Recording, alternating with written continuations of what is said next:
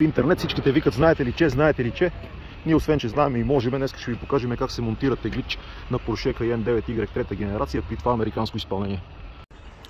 Предварително малко заснемане, за да знаем кое къде е било и след това да го възстановим.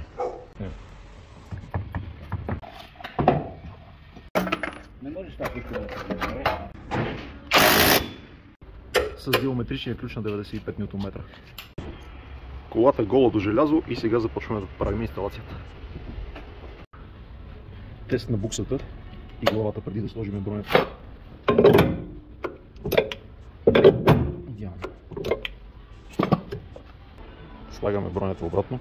Модул е готов за качене, бушоните сложим в бушонното табло и сме готови да затваряме. Страничните коли са готови.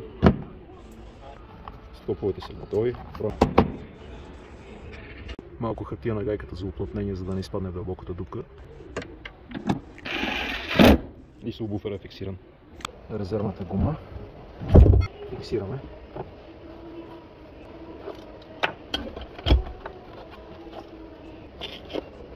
Крипа и възстановяваме багажното отделение в видео, в който сме получили колата. Преглеждаме дали всички щипки си на място. Когато сме готови, леко притискаме и майстор е казал само с натиск. Без удар, само с натиск. Така лесната се затваря перфектно, без да се щупят никакви щипки. Теглича вече е окомплектован. Махаме предпазната тапа. Слагаме главата, заключваме, изваждаме ключе, пускаме буксата. Прибираме, отключваме навън,